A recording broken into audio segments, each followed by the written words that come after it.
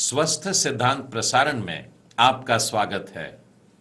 परमेश्वर पिता की स्तुति हो कि इस कार्यक्रम के द्वारा हम लगातार अपने जीवन में सुधारने वाली शिक्षाओं को ग्रहण कर पा रहे हैं।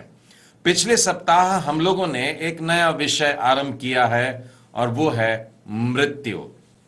सचमुच यह विषय जो है ये बहुत सुखद विषय नहीं है, लेकिन मृत्यु हर एक पर आती ही है। प्रचारकों में जो राजकुमार कहलाते हैं, C.H. स्पर्जन ने एक बार इसके से कहा है कि जो मनुष्य अपनी मृत्यु के लिए तैयारी नहीं करता है वो केवल एक साधारण मूर्ख व्यक्ति नहीं है, परंतु वो एक पागल व्यक्ति है। प्रियो, इन दिनों में हम लगातार पवित्र शास्त्र बाइबल के आधार पर इस विषय को सीखने जा रहे हैं और इन दिनों में हमारे मनन का विषय है कि कैसे न मरे, हाउ नॉट टू डाई। और पिछले सप्ताह हमने इसका पहला पाठ सीखा था कि डू नॉट पोस्टपोन रिपेंटेंस, पश्चाताप को स्थगित न करें। आज हम लोग दूसरे पाठ की ओर बढ़ते हैं। Lesson number 2, how not to die, कैसे न मरे। Do not hold bitterness against anyone. दूसरा पाठ, किसी के विरुद्ध कड़वाहट न रखें। मैं फिर कहता हूं, कैसे न मरे। दूसरा पाठ, किसी के विरुद्ध कड़वाहट न रखें। किसी ने यूं कहा है कि जिस संसार में मृत्यु है, हमारे पास घृणा करने के लिए समय नहीं होना चाहिए। जिस संसार में हम लोग जी रहे हैं, थोड़े समय के लिए जी रहे हैं, थोड़े समय के लिए लोगों के साथ में हैं और बाद में चले जाएंगे, तो इतने छोटे से समय में एक दूसरे के साथ में घृणा करने के लिए समय नहीं होना चाहिए। पिछले सप्ताह हमने सीखा था कि पश्चाताप को मनुष्यों ने करना है, लेकिन उसे स्थगित मत करिए। जितनी जल्दी कर सकते हो करें। आज करना है और अभी करना है। बिल्कुल उसी तरीके से आज का पाठ हमसे कह रहा है कि लोगों के साथ मेल मिलाप से रहो, वरन आज से ही रहो, अभी से रहो। हम मृत्यु के दिन परमेश्वर को करीब से देखना चाहेंगे। मनुष्य अपने मृत्यु के समय क्या अपेक्षा रखता है? वो कि अपने शरीर को छोड़ने के बाद वो वहां जाए और परमेश्वर के सामने खड़े हो और परमेश्वर से रूबरू हो जाए, उसके मुख के दर्शन वो कर पाए। इब्रानियों की पुस्तक उसके 12वें अध्याय और उसके 14वें और 15वें वचन से आपको पढ़कर बताना चाहता हूं। सबसे मेल मिलाप रखो और उस पवित्रता के खोजी हो जिसके बिना कोई प्रभु को कदापि न देखेगा। ध्यान से देखते रहो, ऐसा ना हो कि कोई परमेश्वर के अनुग्रह से वंचित रह जाए या कोई कड़वी जड़ फूट कर कष्ट दे और उसके द्वारा बहुत से लोग अशुद्ध हो जाएं। ये वचन पर गौर करिएगा कि परमेश्वर के सम्मुख पहुंचने के पहले 2 बातें कह रहा है। उसमें से तो एक ये है कि मनुष्य को पवित्र जीवन जीना है, पवित्रता के खोजी रहना है, लेकिन उससे भी पहले वो ये कहता है सब से मेल मिलाप रखो, मिलजुल करके रहो, प्रेम से रहो। और ये दोनों बातें होंगी तब ही हम परमेश्वर के सामने पहुंच सकेंगे। लिखा है, जिसके बिना कोई भी मनुष्य प्रभु को कदापि न देख पाएगा। मित्रों, आज का पाठ हमसे यही कह रहा है कि लोगों के साथ में मिलके रहना होगा। किसी के लिए भी अपने मन में कड़वाहट को मत रखो, अन्यथा प्रभु के सामने हम लोग खड़े नहीं हो पाएंगे। कई बार लोगों से बातें करता हूं तो यह पता लगता है कि कुछ ऐसे वाजिब कारण भी होते हैं कि किसी किसी के साथ में संबंध मीठा नहीं हो पाता है। आप चाहकर भी किसी के साथ में दोस्ती बनाई नहीं रखते हैं, उनके साथ में प्रेम करना बड़ा कठिन सा हो जाता है।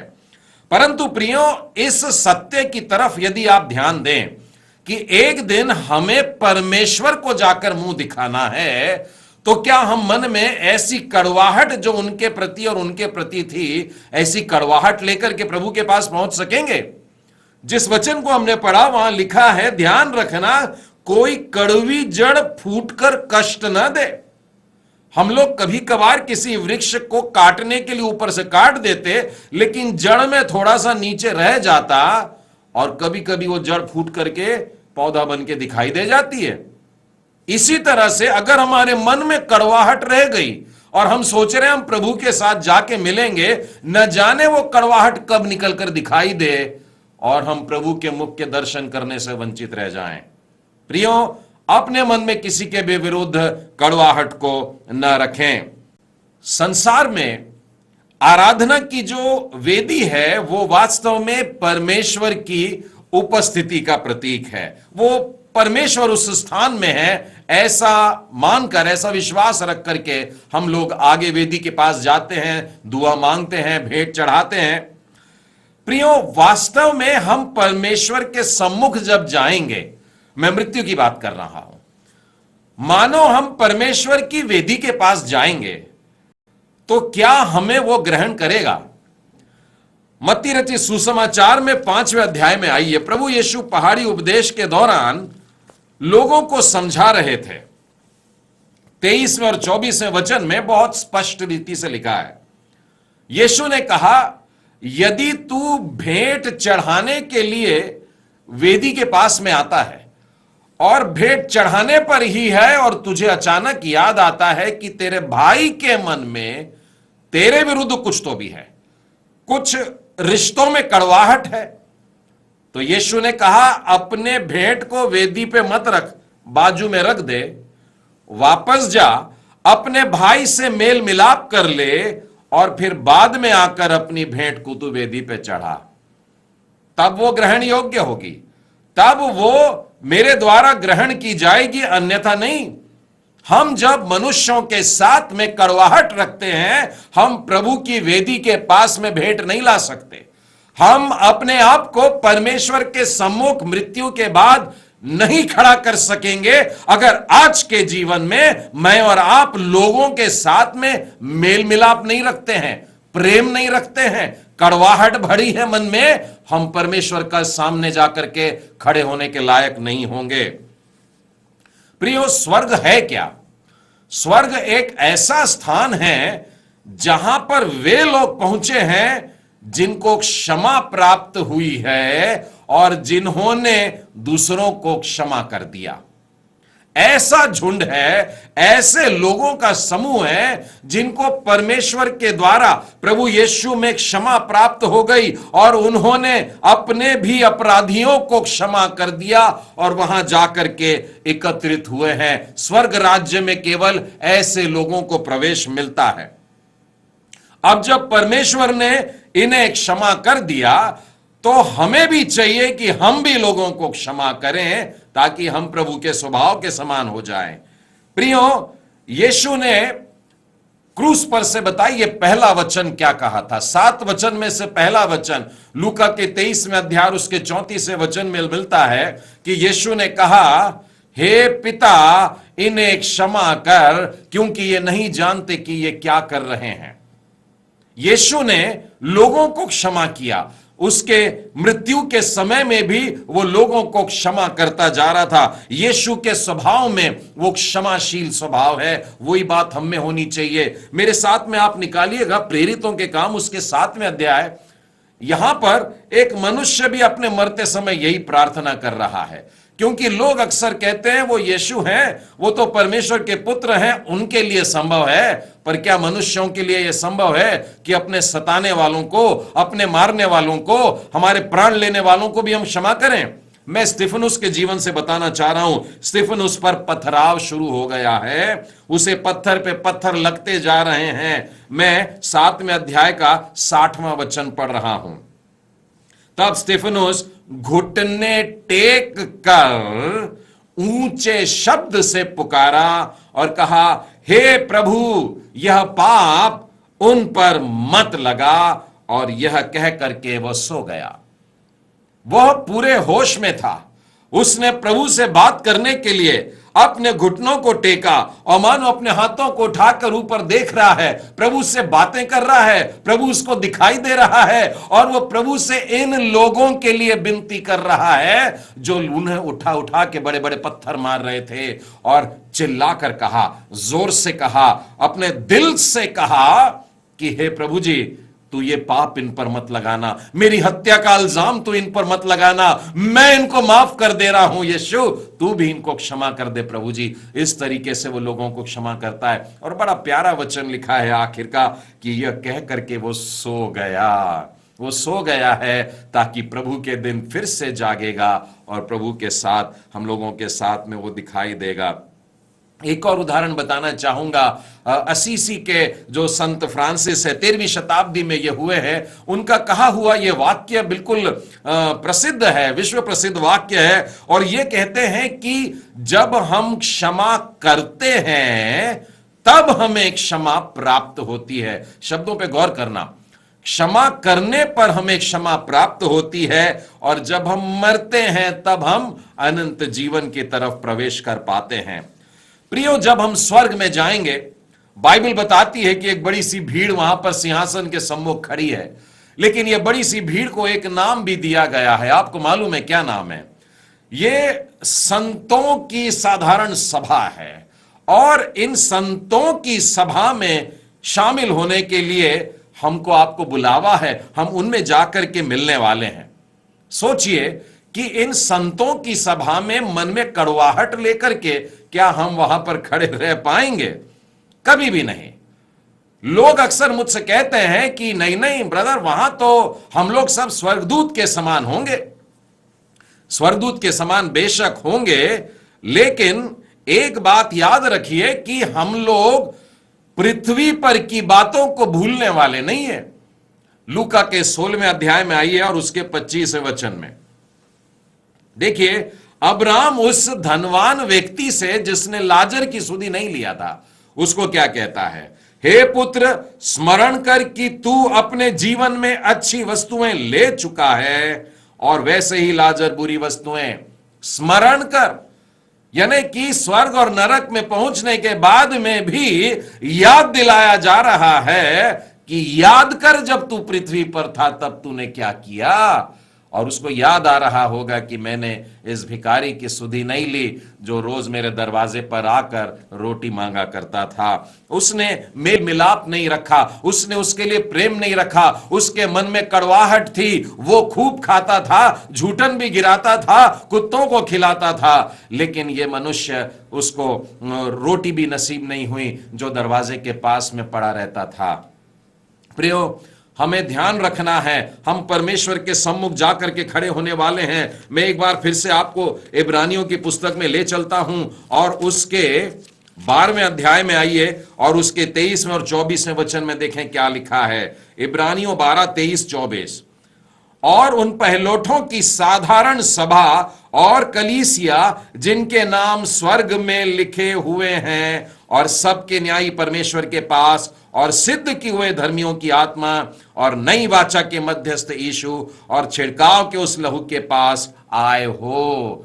जब हम अपने मन में प्रेम और लोगों के साथ मेल मिलाप रखते हैं, बाइबल कहती है ऐसों के नाम स्वर्ग में लिखे हैं, जीवन की पुस्तक में लिखे हैं, और उन पुस्तकों में जिनके नाम हैं वो भीतर आते हैं, प्रभु के सिंहासन के सामने आते हैं। लिखा है संतों की सभा में शामिल होने के लिए आते हैं। हे प्रियो, इसलिए बाइबल अक्सर हमारे आपसी प्रेम को उठाना चाहती है, बढ़ाना चाहती है, आग्रह करती है कि प्रेम में एक दूसरे से बढ़ चढ़ करके कार्य में लग जाओ। और साथ ही बाइबल में एक बात और देखा मैंने कि जहां जहां प्रेम की बातों को बाइबल सिखा रही है, अक्सर उन्हीं जगह पर जीवन के अंत के बारे में भी कुछ सुनाती है। हमारी मृत्यु जब होगी वो एक बात है, लेकिन हमारा अंत इस तरीके से भी हो सकता है कि शरीर में मरने से पहले प्रभु यीशु आ जाएं, और प्रभु यीशु के आने के समय हमें शरीर में उस तरीके से मरना नहीं होगा, परंतु पलक झपकते हम लोग बदल जाएंगे और प्रभु के साथ में ले लिए जाएंगे। मैं एक वचन आपको प्रेरितों के काम उसके 24वें वचन से बताना चाहता हूं। लिखा है 15वें वचन में, परमेश्वर से आशा रखता हूं जो वे आप भी रखते हैं कि धर्मी और अधर्मी दोनों का जी उठना होगा।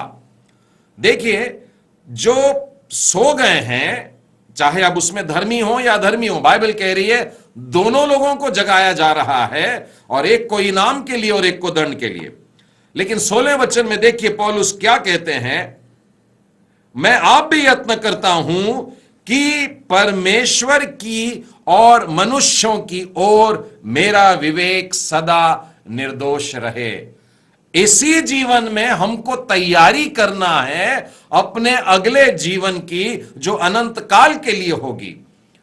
पौलुस कहता है मैं परमेश्वर के साथ में अपना रिश्ता सीधा रखता हूं, और साथ ही संसार में सब लोगों के साथ में मेल मिलाप रखता हूं, कोई कड़वाहट नहीं रखता हूं। और ये किस लिए रखता हूं? क्योंकि एक दिन मैं जिलाया जाऊंगा, मैं उठाया जाऊंगा, प्रभु के न्यायासन के सामने खड़े रहना होगा। उस दिन मैं प्रभु के मुख को देखने की हिम्मत रख पाऊंगा। कैसे? कि मैं मनुष्यों के साथ में भी अपने विवेक को शुद्ध रखता हूं।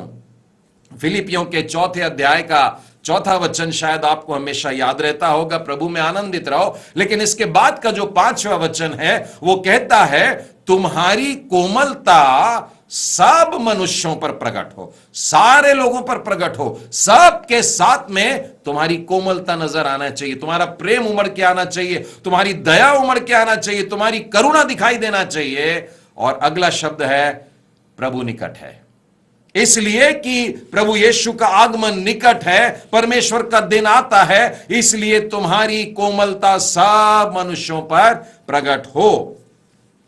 आइए याकूब की पत्री में ले चलें, और उसके 2 अध्याय और उसके 13वें वचन में लिखा है, क्योंकि जिसने दया नहीं की उसका न्याय बिना दया के होगा, दया न्याय पर जयवंत होती है। अब हमें न्याय में खड़े होने का है, और यदि इस संसार में हमने दया नहीं की है तो आप सोच लीजिए कि जब हमारा न्याय होगा तो हमारे साथ कैसा न्याय होगा। क्योंकि जिसने दया नहीं की उसका न्याय बिना दया के होने वाला है। लेकिन अगर आपने दया की है तो न्याय के ऊपर दया आ जाती है, जयवंत होती है।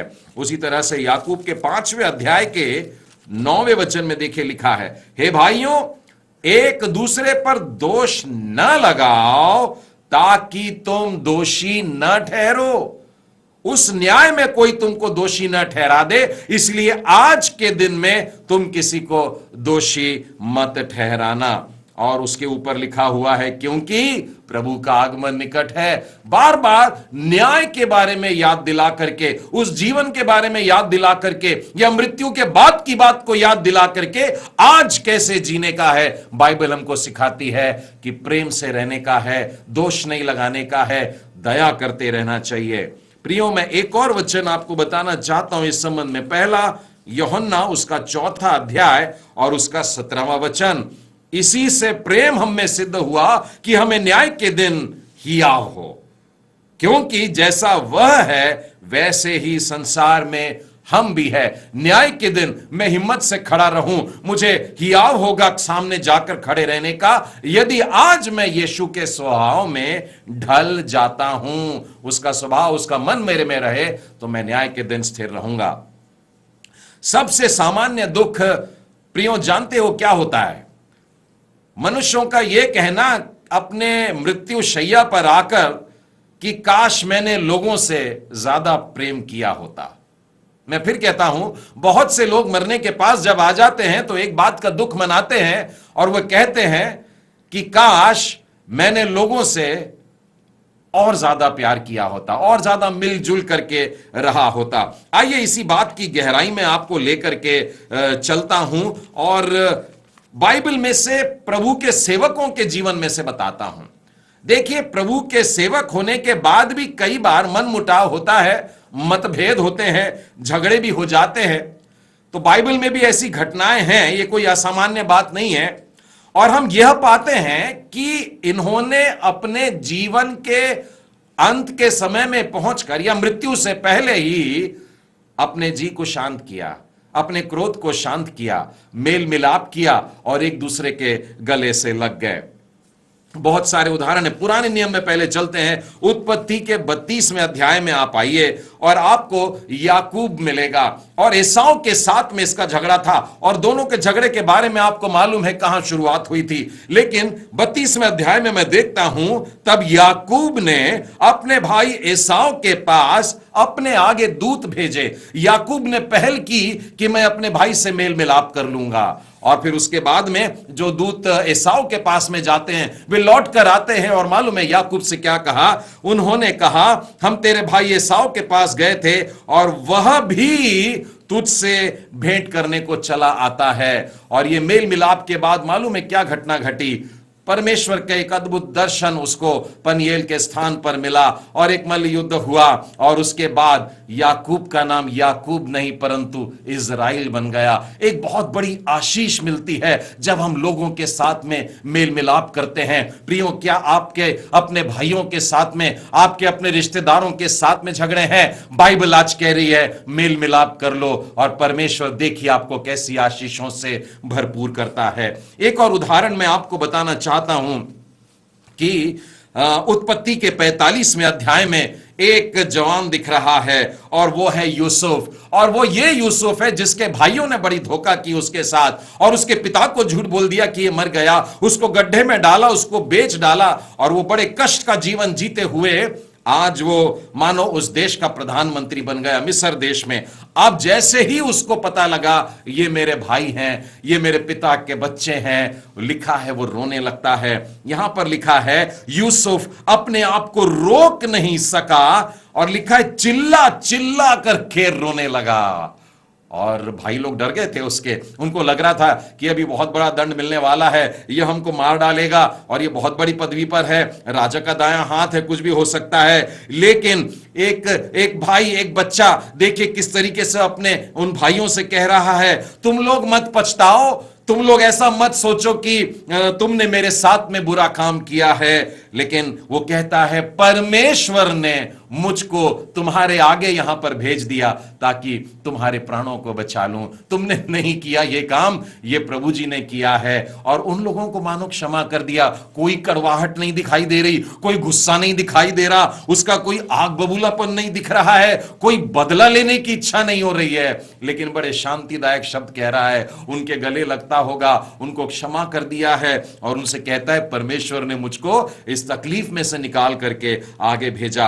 और देखिए प्रियो, ये मेल मिलाप जब हो जाता है, ये जो याकूब के बेटों का मेल मिलाप होता है, 12 भाई लोग आपस में मिलकर के आनंद कर रहे हैं, इसके कारण याकूब के लिए एक मार्ग खुलता है कि वो इजराइल के 12 गोत्रों को आशीर्वादित करे और ये 12 लोगों को आशीष देता है। और उन 50वें अध्याय के 33वें वचन में लिखा है उन सबको आशीष दे देने के बाद याकूब ने जब अपने पुत्रों को आशीषें दे दी तब अपने पांव को खाट पर समेट करके प्राण छोड़ दिए और अपने लोगों से जा करके मिला। एक शांति पूर्वक मृत्यु उसको मिली। उसने अपने सारे बेटों को अपनी आंखों के सामने देखा, सबको गले से मिलते हुए देखा और उसके कारण वो अपनी आंखों को बड़े शांति पूर्वक तरीके से बंद कर पाया। आज का पाठ यही सिखा रहा है कि हमें कड़वाहट नहीं रखना है। आइए तीसरा उदाहरण हम लोग नए नियम में से देखते हैं। मैं पौलुस के जीवन से आपको बताना चाहूंगा। उसकी जो दूसरी मिशनरी यात्रा थी उस समय मरकुस को लेकर के, जो यूहन्ना भी कहलाता है, उसको लेकर के बड़ी प्रॉब्लम हो रही थी, बड़ी समस्या खड़ी हो गई थी, उसको ले जाना या नहीं ले जाना। और वहां पे बरनबास के साथ में भी मनमुटाव सा हो गया। लेकिन मैं ये पाता हूं कि अंत के समय में पौलुस नम्र हो गया, एकदम पिघल सा गया। और वो पिघल करके देखिए क्या कहता है दूसरा तीमुथियुस के 4 अध्याय के 6वें वचन में, मैं अब अर्घ के समान उंडेला जाता हूं और मेरे कूच करने का समय आ पहुंचा है। मैं अपनी कुश्ती लड़ चुका हूं। उसके बाद में देखिए क्या कह रहा है, केवल लूका मेरे साथ है, मरकुस को लेकर के चला आ क्योंकि सेवा के लिए वह मेरे बहुत काम का है। एक बार जिसके लिए कह दिया था ये नहीं चाहिए, उसी के लिए कहता उसको लेकर के आना, वो मेरे लिए बहुत काम का है। मतलब वो पिघल गया, मतलब वो फिर से एक बार मेल मिलाप करता है, अपनी पुरानी गलती को एहसास करके वो अपने प्रियजन को गले से लगाता है। और सिर्फ मरकुस को ही नहीं, यदि आप कुलूसियों के 4 अध्याय के 10 वचन में देखें, अरकितुर्कुस को जो मेरे साथ कैदी है, और मरकुस जो बरनबास का भाई लगता है, जिसके विषय में मैंने तुमको आज्ञा दी थी कि यदि वह तुम्हारे पास आए तो उससे अच्छी तरह व्यवहार करना, बरनबास के साथ भी गले लग जाता है। अपने जीवन में जितने लोगों से मनमुटाव किसी कारण से हुआ होगा, पौलुस कहता है मेरे कूच करने से पहले, मेरे मरने से पहले, मेरे प्रभु के पास चले जाने से पहले, मेरी देह को छोड़ने से पहले मैं सबके साथ मेल मिलाप कर लेता हूं। कितना सुंदर उदाहरण है, हमें इससे सीख लेना चाहिए। जीते जी हम सब लोगों के साथ में मेल मिलाप कर लें तो प्रभु के सामने जाकर के खड़े होने में बड़ा हियाव होगा। प्रियो, जैसे जैसे हम उम्र में बढ़ते हैं, बहुत जरूरी है कि हमारा हृदय बढ़ता जाए। एक उदाहरण आपको यहीजेकेल की पुस्तक और उसके 41वें अध्याय के 7वें वचन से बताता हूं। भवन के आसपास जो कोठरियां बाहर थी, उनमें से जो ऊपर थी वे अधिक चौड़ी थी, अर्थात भवन के आसपास जो कुछ बना था, जैसे जैसे ऊपर की ओर चढ़ता गया वैसे वैसे चौड़ा चौड़ा होता गया। तो निचली मंजिल थोड़ी छोटी थी, बीच की मंजिल थोड़ी बड़ी थी, और ऊपर की ओर भी बढ़ी। मानो हमारे जीवन के बारे में कह रहा है। क्यों? क्योंकि यह मंदिर है, और बाइबल कहती है हमारी देह मंदिर है। और जब मैं अपने जीवन के मानो सूर्योदय के समय में हूं तो छोटा सा हृदय है, और जब मैं दोपहर के समय में आ गया तो हृदय बड़ा हो गया, और जब सूर्यास्त का समय भी आया तब और बड़ा हो गया। हमारे हृदय को बढ़ते जाना चाहिए। मैं दाऊद और योनातान का भी उदाहरण देखता हूं। योनातान जानता था कि उसका पापा शाऊल दाऊद को पसंद नहीं करता है, शाऊल दाऊद को मार डालना चाहता था, लेकिन योनातान और दाऊद के बीच में एक वाचा थी, उनका एक प्रेम था, एक मेल मिलाप था, और ये दोनों अपनी वाचा पर कायम रहे। मैं यूहन्ना रचित सुसमाचार के 13वें अध्याय में प्रभु यीशु के जीवन में देखता हूं, वहां लिखा है कि वह अपने लोगों से जो जगत में थे, जैसा प्रेम वह रखता था, अंत तक वैसा ही प्रेम करता रहा।